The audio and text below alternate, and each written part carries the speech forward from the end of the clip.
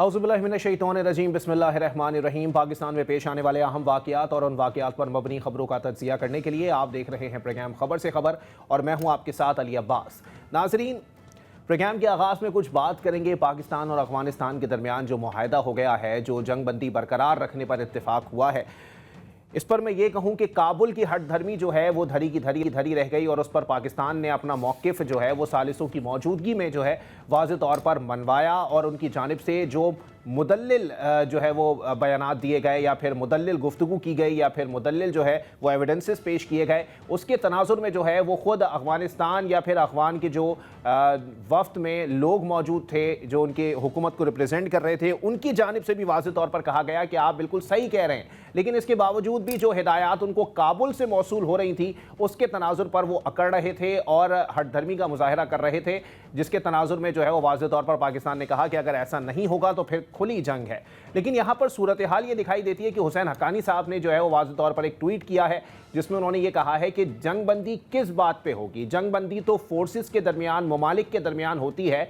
ये एक तंजीम के साथ जंग बंदी के लिए उस तंजीम के बिहाफ पर उस मुल्क की हुकूमत आकर जो है वो कैसे मुज़ाकरात कर सकती है और कैसे ये बावर करवा सकती है कि जी अब इस जगह से इश्तियाल अंगेज़ी जो है वो नहीं फैलाई जाएगी। इसी पर बात करेंगे। हमारे साथ मौजूद हैं सीनियर दिफाई इत्तेदार हैं ब्रिगेडियर रिटायर्ड मसूद अहमद खान साहब। बहुत शुक्रिया ब्रिगेडियर साहब डॉन न्यूज़ को वक्त देने के लिए।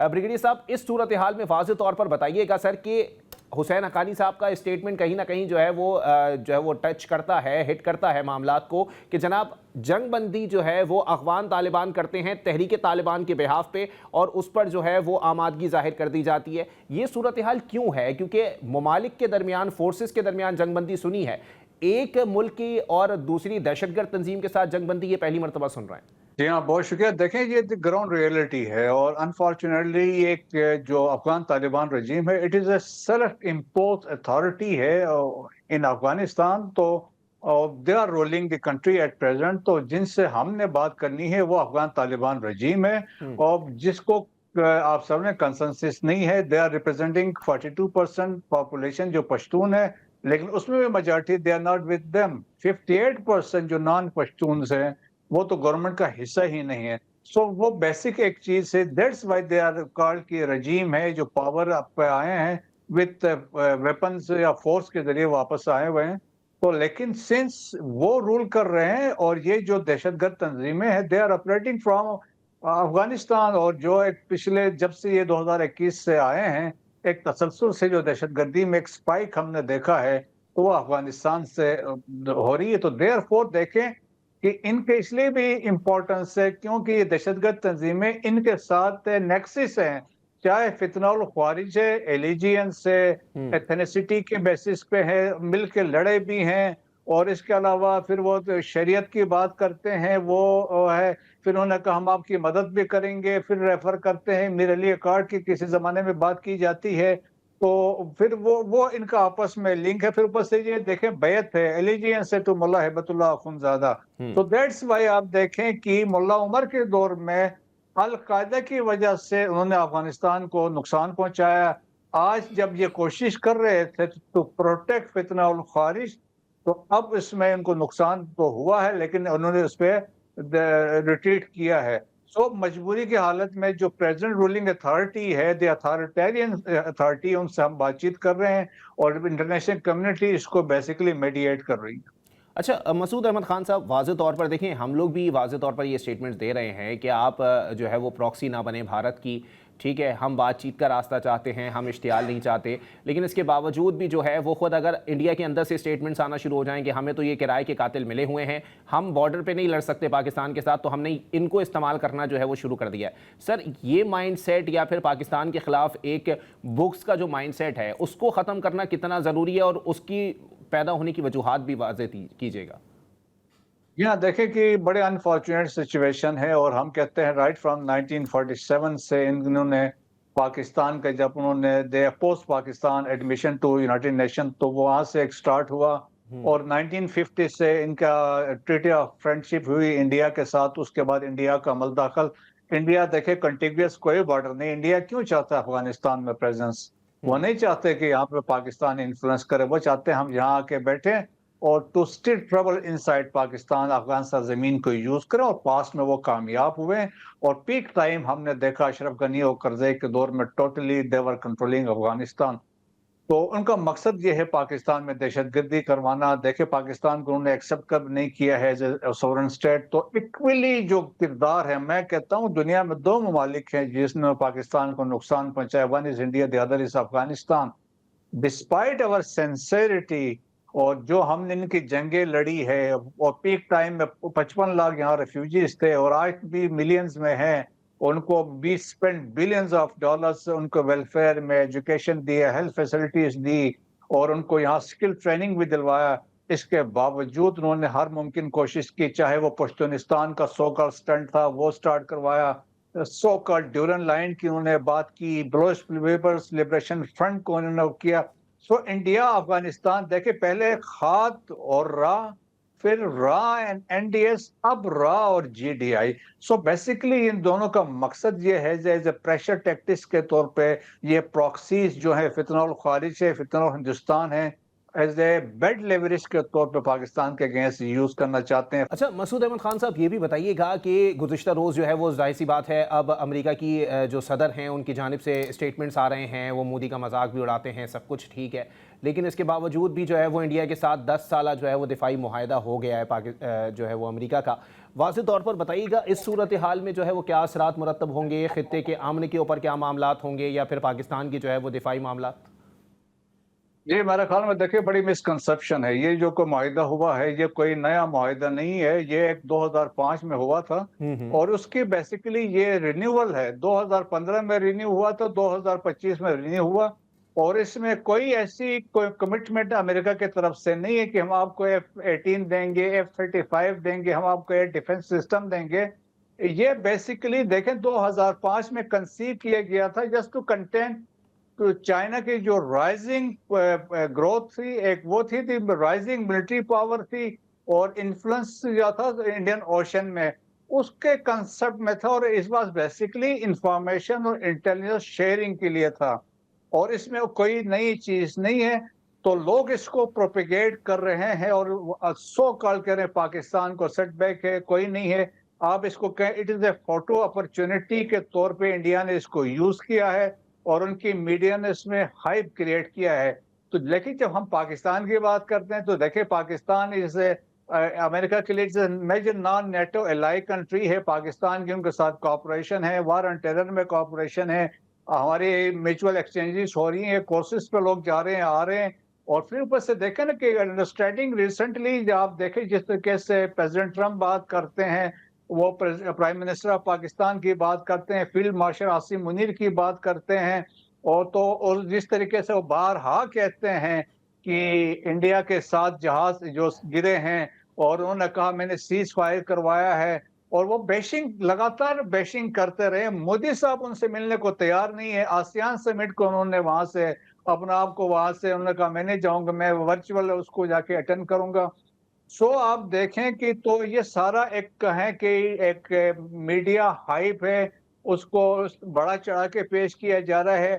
It is a photo opportunity, اس میں کوئی خاص چیز کوئی اس میں نہیں ہے جس میں آپ کہہ سکتے ہیں کہ اس میں کوئی نئی چیز ڈیولپمنٹ ہوئی ہے۔ So it is a sort, ورنہ لیکن دیکھیں بریگیڈیئر جب صاحب یہ کوئی بھی بتائیے گا کہ امریکہ دفاعی معاہدہ اس ملک کے ساتھ رینیو کر رہا ہے جو تھکا ہوا ہے، ہارا ہوا ہے، اور خود جو ہے وہ اب امریکہ کی آنکھوں میں بھی کھٹک رہا ہے، یہ بات تعجب طلب ہے۔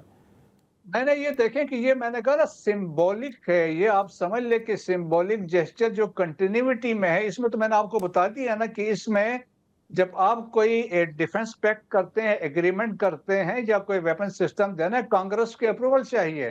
تو یہاں تو کوئی نہیں ہے، آپ دیکھیں ڈیفنس منسٹرز بیٹھے ہیں اور وہ جا کے وہ دکھا رہے ہیں۔ تو سو میں کہہ رہا ہوں it is a photo opportunity, ہمارے لیے کوئی کنسرن کی بات نہیں، جو ویٹیج پاکستان کی ہے وہ کہیں کسی کی نہیں ہے۔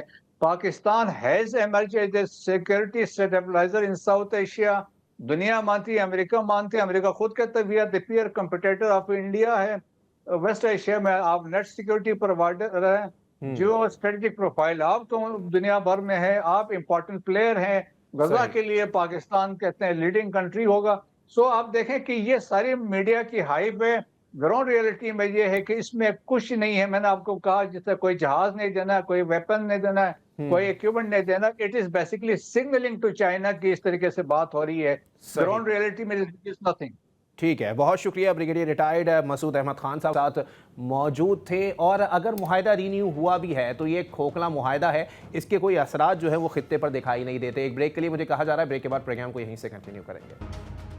ویلکم بیک ناظرین، پروگرام کے سلسلے کو آگے بڑھائیں گے اور اب کچھ بات کریں گے سیاسی منظرنامے کے اوپر جو اب ایک نئی ڈیولپمنٹ سامنے آ رہی ہیں، اس کے معاملات جو ہیں وہ کس جانب جاتے ہوئے دکھائی دے رہے ہیں. اگر اس میں بات کریں تو آزاد کشمیر کے انتخابات جو ہے وہ اس وقت کافی معاملہ گرم دکھائی دیتا ہے کہ واضح طور پر گزشتہ روز بلاول بھٹو صاحب نے واضح طور پر یہ سٹیٹمنٹ دیا کہ جناب ہمارے نمبرز پورے ہو چکے ہیں اور اب ہم حکومت بنانے اور حکومت کو چلانے کی پوزیشن میں آ چکے ہیں. لیکن اب یہ اطلاعات موصول ہو رہی ہیں کہ اب مزید 3 سے 4 دن جو ہے وہ تحریک عدم اعتماد جو ہے وہ پیش ہونے کے امکانات موجود نہیں ہیں.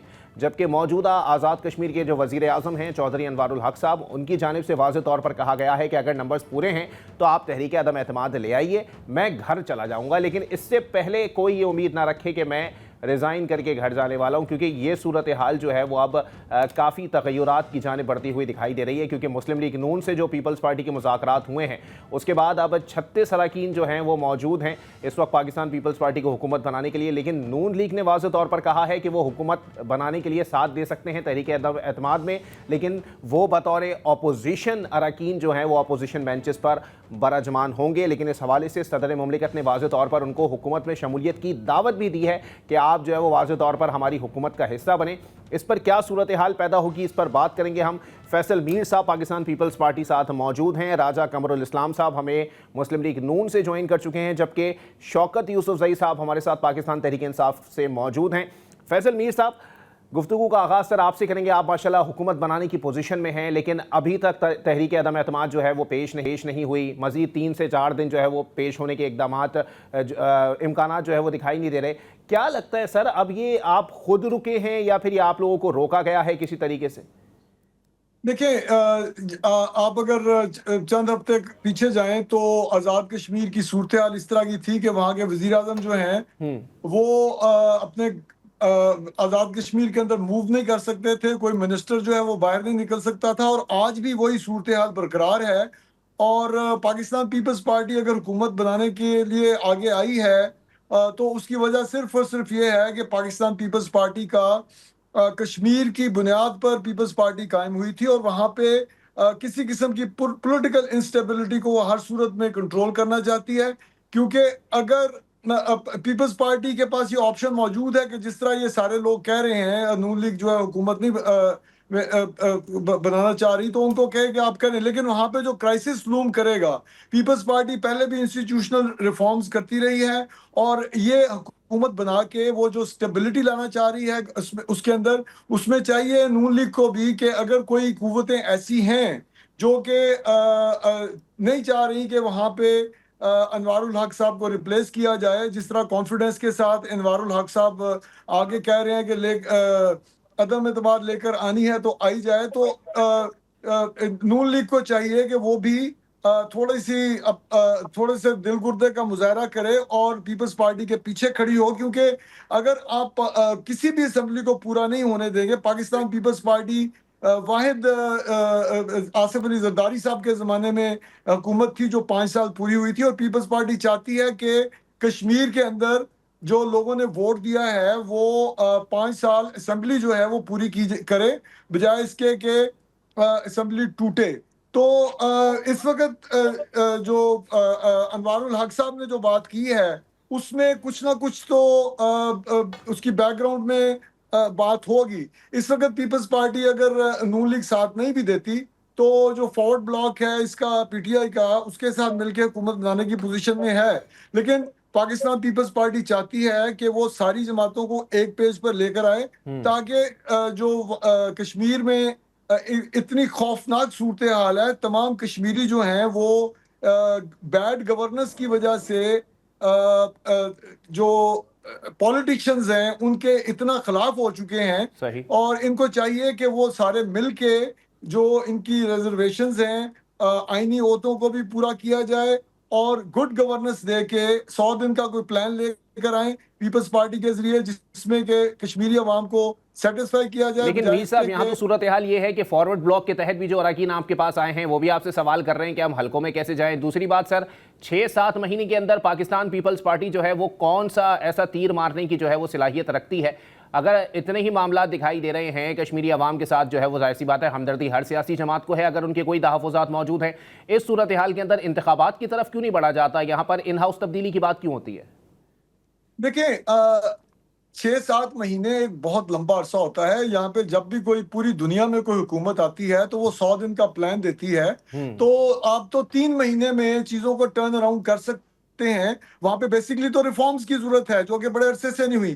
اور سب سے بڑی بات یہ کہ جس ضرورت اس امر کی ہے، آپ صرف کانسٹیٹیوشنل ریفارمز ہی لے ہیں یا انسٹیٹیوشنل ریفارمز ہی لے ہیں اگلے 6-7 مہینے میں، تو وہ ایک آگے سے سالڈ بیس بن جائے گی اگلی آنے والی حکومت کے لیے.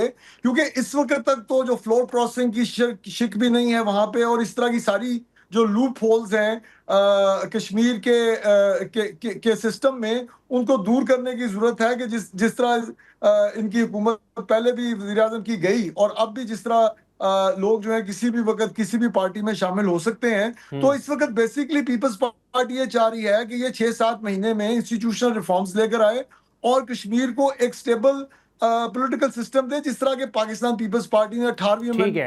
چلیں ٹھیک ہے، یہ کتنا ممکن ہو سکے گا سر؟ راجہ قمر الاسلام صاحب بھی ہمارے ساتھ موجود ہیں مسلم لیگ نون سے.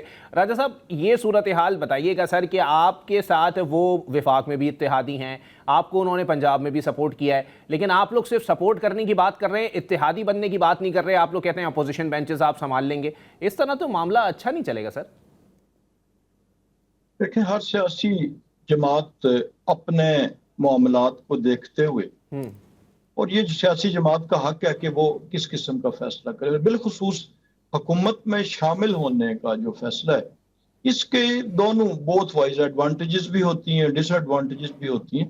تو یہ وہاں کی جو لوکل قیادت ہے مسلم لیگ نون کی، ان کی پارلیمانی پارٹی کا، ہماری جماعت کا یہ فیصلہ تھا کہ وہاں کی جو پارلیمانی پارٹی ہے، اس وقت جو ممبران موجود ہیں، وہ جو فیصلہ کریں گے. ظاہر ہے جماعت نے، پیپلز پارٹی بھی ایسا ہی کرتی ہے کہ اپنی پارلیمانی پارٹی، اپنی سینٹرل ایگزیکٹو کونسل کمیٹی اس سے رائے لیتی. تو یہ تو اس پہ تو کسی کو یہ اعتراض نہیں ہونا چاہیے کہ حکومت، ہاں اگر ہم اس وقت جو ڈی اسٹیبلائزیشن ہے اس کی طرف جاتے اور کہتے جی کہ ہم عدم اعتماد کو سپورٹ نہیں کریں گے، ہم پیپلز پارٹی کی حکومت بنانے کو نہ کریں گے، تو پھر تو پیپلز پارٹی شاید شکوہ کر سکتی تھی. بیان اسی طرح جس طرح مرکزی حکومت میں پیپلز پارٹی جو ہے وہ ہمارے ساتھ جو ہے وہ اتحادی ہیں، ہماری حمایت کرتے ہیں، لیکن وہ حصہ نہیں ہے حکومت کا، کیبنٹ کا.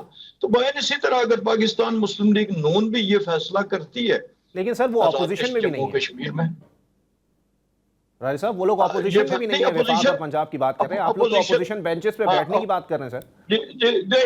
نہیں، عدم اعتماد کی حد تک تو ٹھیک ہے، اس کے بعد ان کے پاس نمبرز پورے ہیں. ابھی مرکزی حکومت اور آزاد کشمیر میں یہ فرق ہے کہ ہمارے پاس نمبرز پورے نہیں ہیں. یعنی ہم مرکز میں ان کی حکومت بنانے کے لیے بھی اکثریت بنیادی کے لیے، سمپل میجورٹی کے لیے پیپلز پارٹی کی پاکستان مسلم لیگ نون محتاج ہے، یہ ایک حقیقت ہے.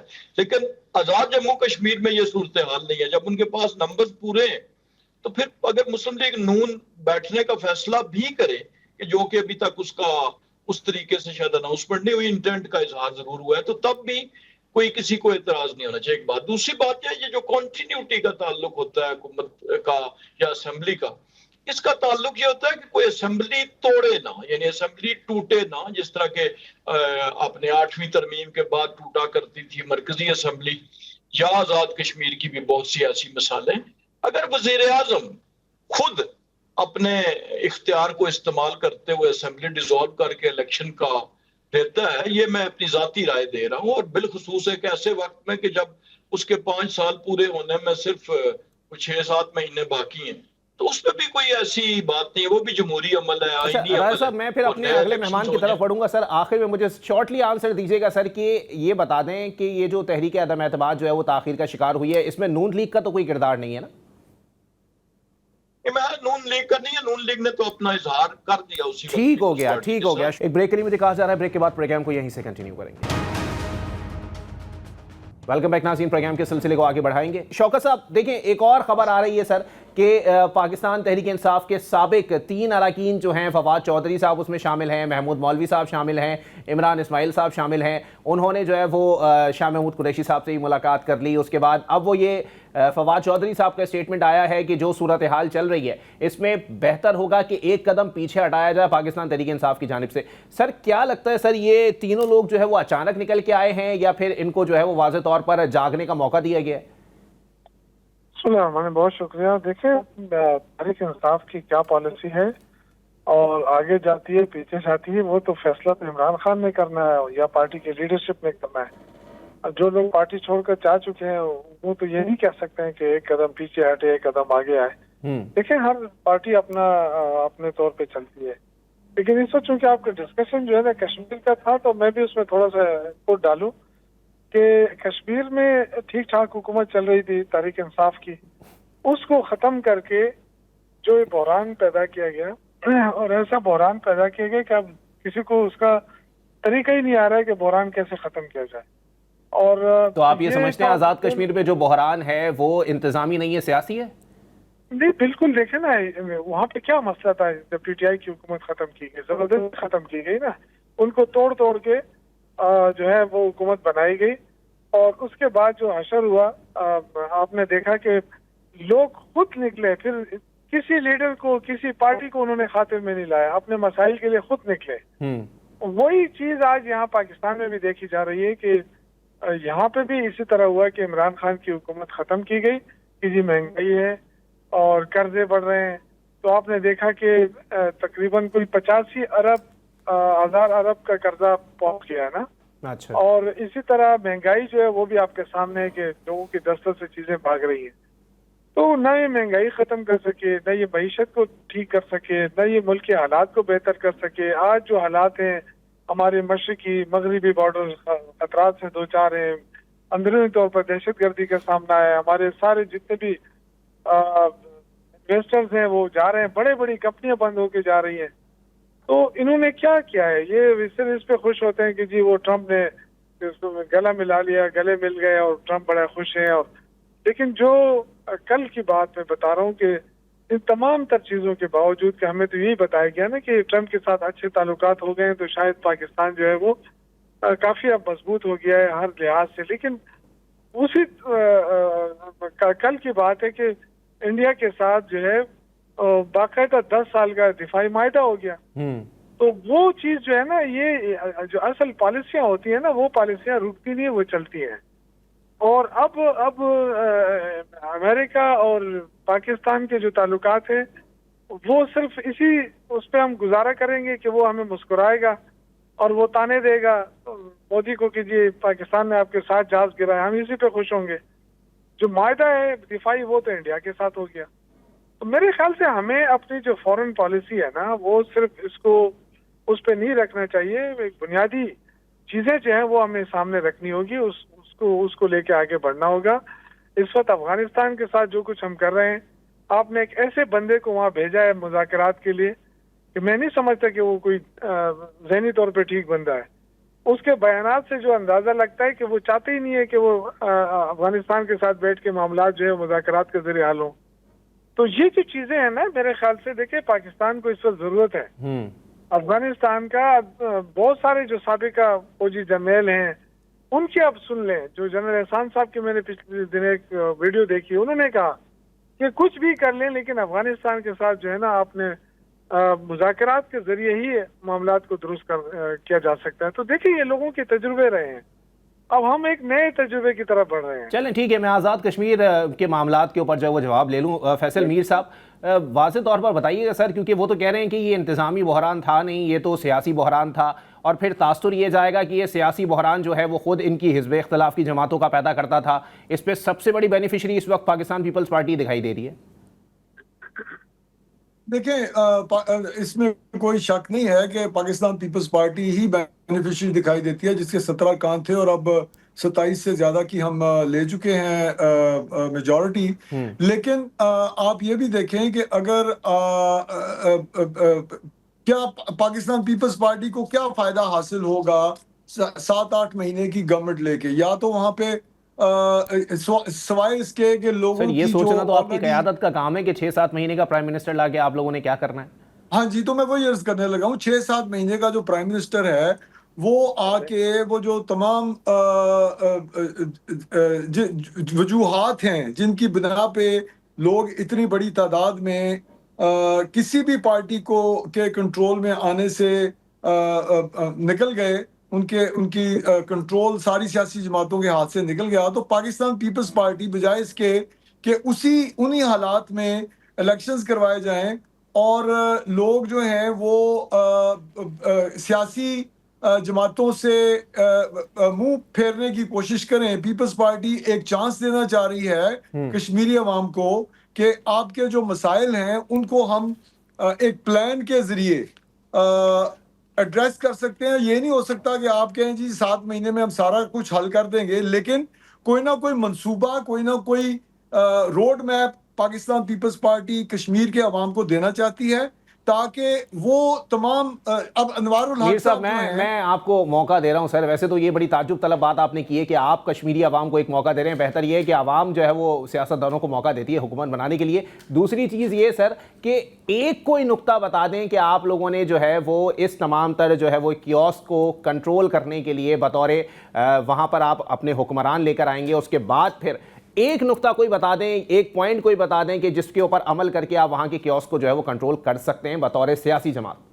دیکھیں یہ جو ڈیلیگیشن گیا تھا وہ اس کی جو مذاکرات ہوئے تھے کشمیر کی جو کمیٹی تھی اس کے ساتھ، اس کو لیڈ کیا تھا راجہ پرویز اشرف صاحب نے جی. اور راجہ پرویز اشرف صاحب کی جو نیگوسیشن سکلز تھیں ان کا آپ نون لیگ والوں سے بھی پوچھ سکتے ہیں کہ انہوں نے جو یقین دہانیاں پاکستان پیپلز پارٹی کے بہاف پر، اور ہو سکتا ہے نون لیگ والوں نے بھی کوئی یقین دہانیاں دی ہوں، ان کے بہاف پر جو یقین دہانیاں پیپلز پارٹی نے ان کو دیں، انہی باتوں پر آ کے یہ مذاکرات جو ہیں وہ کامیاب ہوئے تھے.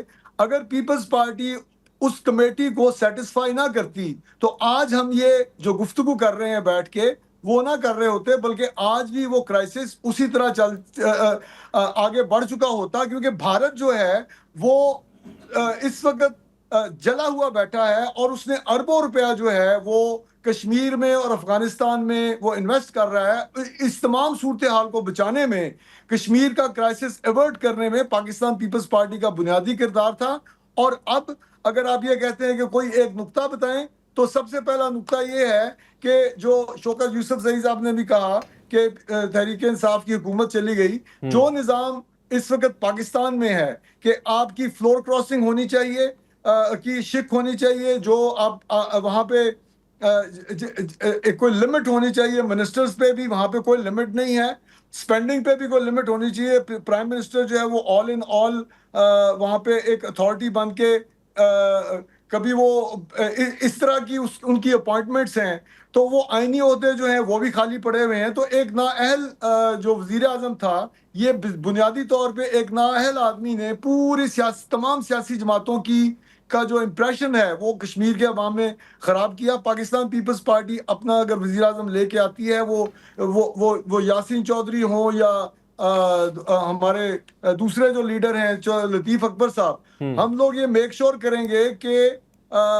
کشمیری عوام کو یہ میسج جائے کہ پاکستان کی جو سیاسی پارٹیاں ہیں وہ ابھی اتنی گئی گزری نہیں ہیں کہ ایک نااہل شخص کی وجہ سے آپ لوگ جو ہیں ان پہ اعتماد کھو دیں. اور اس وقت جو آپ نے بات کی کہ میرے منہ سے اگر کوئی بات نکل گئی کہ جی لوگ جو ہیں وہ عوام کے پاس جاتے ہیں، سیاستدان جاتے ہیں، وہ میرے کہنے کا ہرگز یہ مطلب نہیں تھا. میرے کہنے کا مطلب یہی تھا کہ پاکستان پیپلز پارٹی ایک روڈ میپ دے گی جس میں کہ جو کشمیری عوام جی کا جی بالکل، میں آپ کی بات بالکل سمجھ گیا میر صاحب، کیونکہ روڈ میپ دینے میں اور موقع دینے میں بہت فرق ہوتا ہے. ٹھیک ہے ایک بریک کی طرف جائیں گے، بریک کے بعد پروگرام کو یہیں سے کنٹینیو کریں گے. वेलकम बैक नाज़रीन, अपने मेहमानान की जानिब दोबारा बढ़ते हैं। राजा साहब, अब सूरत हाल क्या है? देखिए, वाज़े तौर पर अब जो शौकत यूसुफज़ई साहब कह रहे हैं कि यही सूरत हाल जो है वो पाकिस्तान में देखने में आई थी, यही सूरत हाल अब आज़ाद कश्मीर में देखने में आ रही है, लेकिन दोनों के जो कॉन्सिक्वेंसेस थे वो अच्छे दिखाई नहीं दिए। अब सूरत हाल ये है कि हम हर चीज़ पर खुश हो रहे हैं, लेकिन इसके बावजूद भी ग्राउंड रियलिटी में मामला बहुत मुख्तलिफ है। हुकूमती सीट पर बैठ के सर कसीदा पढ़ना बहुत ज़्यादा आसान है। जी बिल्कुल, इनकम्बेंसी जो होती है हुकूमत की, उसका एक वजन होता है, मैं इत्तेफाक करता हूँ। और हुकूमतों को अपने बहुत से फैसलों को डिफेंड करने में काफ़ी सारी मुश्किलात का सामना करना पड़ता है, और अपोजिशन में बैठ के वो बातें वही करनी और तनकीद करना बहुत आसान होता है जी। अब जो शौकत यूसुफज़ई साहब ने कहा कि मसलन एक अदम एतमाद को उन्होंने मिला दिया उस अदम एतमाद के साथ जो इंटायरली दोनों डिफरेंट थे। यानी एक तरफ क्या था कि मुल्क डिफॉल्ट हो रहा था, यानी आज देखें कि आज किसी जगह ये टॉपिक है कि पाकिस्तान डिफॉल्ट हो चुका है या अगले हफ्ते में हो जाएगा या हो रहा है, इसी जगह पे ये टॉपिक है, यानी इंडिपेंडेंट मीडिया में, इवन सोशल मीडिया पे। और उस वक्त क्या सूरत हाल थी, लिहाजा वो अदम एतमाद जो है वो पाकिस्तान को बचाने की, पाकिस्तान को यानी बिल्कुल एक सफा हस्ती से खुदा न खास्ता मुआशी तौर पर मिटाने की एक जो सूरत हाल थी, उससे निजात का जरिया था। और सियासी जमातों ने अपना पॉलिटिकल कैपिटल निजात के जराए किया, नहीं जो है वो कर्जा 85,000 अरब तक पहुंचा दिया, ये बड़ी ताज्जुब की बात है। जो नहीं, इसको ये तो उसके बाद का सेकंड स्टेप में बात होगी ना। मैंने तो पहले कहा कि जब मुल्क ही ना हो, जब वो डिफॉल्ट हो जाए, तो उस वक्त फिर डॉलर कितने का होता और फिर पेट्रोल का लीटर कितने का होता, वो जो डिफॉल्ट हुए हैं वहां के मुल्कों की जरा हिस्ट्री देख के तो फिर हम बात हमें करनी चाहिए। तो पहली बात तो ये होगी। इसके बाद आप देखें कि मईशत की जो आज वर्ल्ड बैंक की कल परसों रिपोर्ट आई, जिसमें उन्होंने कहा कि जी पाकिस्तान की जो मईशत की सुस्त रफ्तार है बढ़ने की, वो अवाम को रिलीफ फराहम नहीं कर सकी। यानी एक किस्म का जिसको अपोजिशन ने काफी उस बात को जो है उस पर ढोल ताशे पीटे के वर्ल्ड बैंक की रिपोर्ट आई, लेकिन उसी वर्ल्ड बैंक की रिपोर्ट में 3% ग्रोथ रेट का उन्होंने जो है वो जिक्र किया कि जी 3% एक्सपेक्टेड ग्रोथ रेट है। तो वो फ्रॉम 0 to 3%। स्टॉक एक्सचेंज की सूरत हाल देख लें कि कहाँ पे था और आज कहाँ पे है। आप बैलेंस ऑफ पेमेंट्स की देख लें, ठीक है लोन्स IMF से लिए, लेकिन किस लिए लिए कि उस मुल्क को बचाने के लिए, उसके लिए, और उसके नतीजे में रिफॉर्म्स भी जारी हैं। उसके नतीजे में आप टैक्स कलेक्शन को देख लें, टारगेट्स को देख लें, हर चीज जो है वो बेहतरी की तरफ जा रही है। तो इसलिए उस अदम एतमाद को इससे नहीं मिलाना चाहिए, एक बात होगी। दूसरी बात यह है कि ये जो मौजूदा अदम एतमाद है, इसके जाहिर है दोनों चीजें हो सकती हैं, लेकिन बुनियादी चीज ये है कि on the face of it आप अगर हालात देखें तो जो मौजूदा प्राइम मिनिस्टर थे, जो एक लेमैन का तज्जिया है, वो नाकाम हुए तो कश्मीर में ये हालात पैदा हुए जो आज से 1 माह पहले सूरत हाल थी। तो बुनियादी तौर पर उसने शायद इन दोनों सियासी जमातों को, जाहिर है ये आजाद कश्मीर की पार्लिमानी पार्टी पीपल्स पार्टी और मुस्लिम लीग नून का फैसला या उनका तज्जिया है, because they are the real commanders और real person people on ground, तो उन्होंने उसका फैसला किया और उसके नतीजे में किया।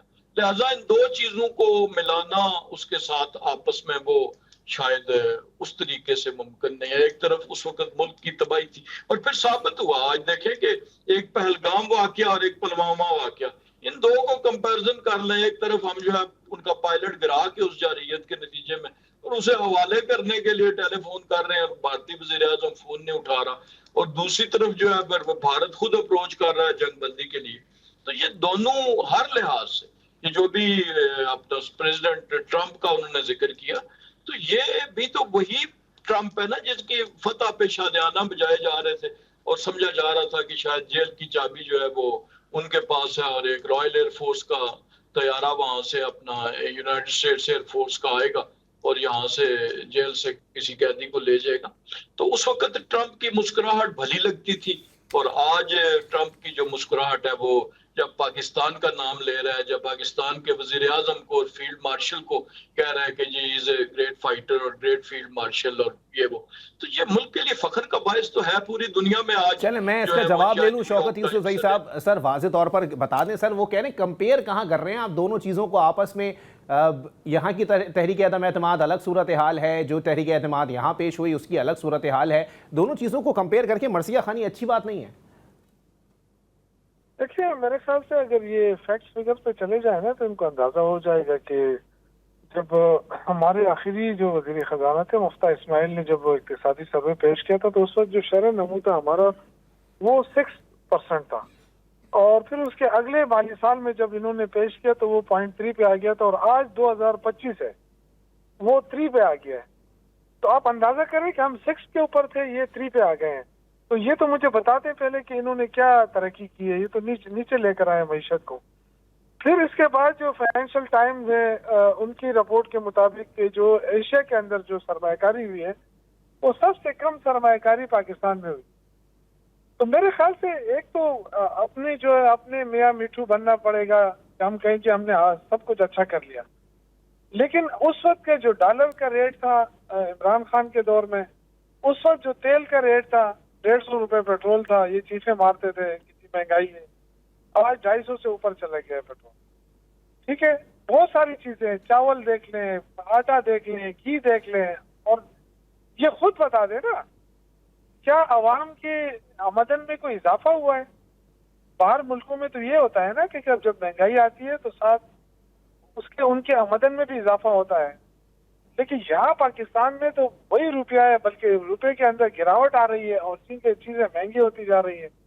تو غریب آدمی تو رول رہا ہے. آپ بے شک کہیں نا، آپ نے پہلے بھی کہا، آپ کہیں کہ جی ہم نے فارن پالیسی بہت اچھی کر دی ہے، پوری دنیا میں ہماری واہ واہ ہو رہی ہے، لیکن پاکستان میں لوگ رو رہے ہیں. پاکستان میں آپ کچھ بھی نہیں کر سکے. پاکستان کے عوام کو آپ 1 روپے کا ریلیف بھی نہیں دے سکے. لیکن شوکت یوسف زئی صاحب، آپ کی جو حزب اختلاف کی جماعتیں ہیں جو اس وقت حکومت میں موجود ہیں، ان کا تو آپ لوگوں سے بھی یہی شکوہ ہے سر کہ آپ لوگ پولیٹیکل اسٹیبلٹی نہیں رہنے دیتے، جس کی وجہ سے اکنامیکل کرائسس آ جاتا ہے. کبھی علی امین گنڈا پور صاحب چڑھائی کی بات کرتے ہیں، کبھی سہیل آفریدی صاحب بات کرتے ہیں. اس صورتحال کے اندر کیسے ان تمام تر چیزوں کو کنٹرول کیا جائے گا؟ دیکھیں یہی تو ان کی نالائکی ہے نا. یہ سیاسی لوگ تو نہیں ہیں، نہ یہ جمہوری لوگ ہیں. جس راستے سے آئے ہیں وہی ایٹیٹیوڈ انہوں نے اپنایا ہوا ہے. غیر جمہوری ہتھ کنڈے استعمال کر رہے ہیں. ایک منتخب وزیر اعلیٰ کو ملاقات کی اجازت دے دیتے تو کیا قیامت آ جاتی. لیکن خوف ان کا دیکھیں نا کہ عمران خان جیل میں، ان کو یہ بھی ڈر لگ رہا ہے کہ جیل میں کہیں وہ کوئی کیا فیصلہ کرے گا کہ وہ ہمارے لیے مصیبت بنے گا. تو یہ لوگوں کو روک رہے ہیں، ملاقات کرنے نہیں دے رہے ہیں. کبھی وکلا کو روکتے ہیں، کبھی ان کی فیملی کو روکتے ہیں، کبھی سی ایم کو روکتے ہیں. اس سے کیا ہوگا؟ یہ خوف، جب تک ان کا یہ خوف رہے گا وہ معاملات کیسے آگے بڑھیں گے؟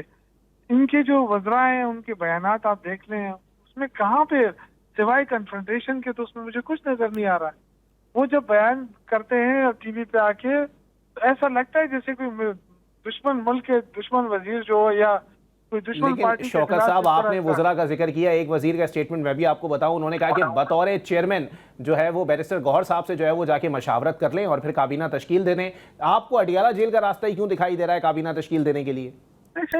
دیکھیں یہ تو غلط. نون لیگ کو یہ حق تو حاصل نہیں ہے نا کہ وہ ہمیں بتائے کہ کس سے مل رہا ہے کس سے نہیں مل رہا ہے. کیا نواز شریف کنوکٹڈ نہیں تھا؟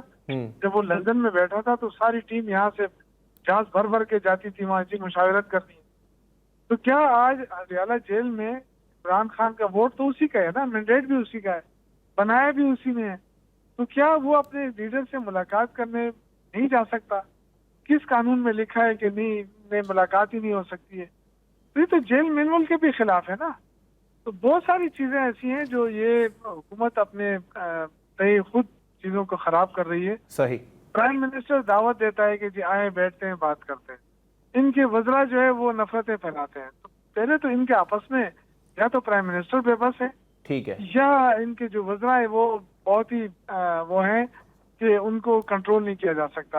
ٹھیک ہے، بہت شکریہ شوکت یوسف زئی صاحب پاکستان تحریک انصاف سے، راجہ قمر الاسلام صاحب مسلم لیگ نون سے، اور فیصل میر صاحب پاکستان پیپلز پارٹی سے ہمارے ساتھ موجود تھے. آیا آنے والے وقتوں میں صورتحال واضح ہو جائے گی کہ آیا 3 سے 4 دن کے اندر جو تحریک عدم اعتماد پیش کرنے کے امکانات جو ہیں وہ واضح طور پر دکھائی نہیں دیتے، اس کے پیچھے کیا محرکات جو ہیں وہ کھل کر سامنے آتے ہیں. اسی کے ساتھ اپنے میزبان علی عباس کو دیجیے اجازت. صحت نے ساتھ دیا اور زندگی نے وفا کی تو پھر ملاقات ہوگی. اللہ حافظ.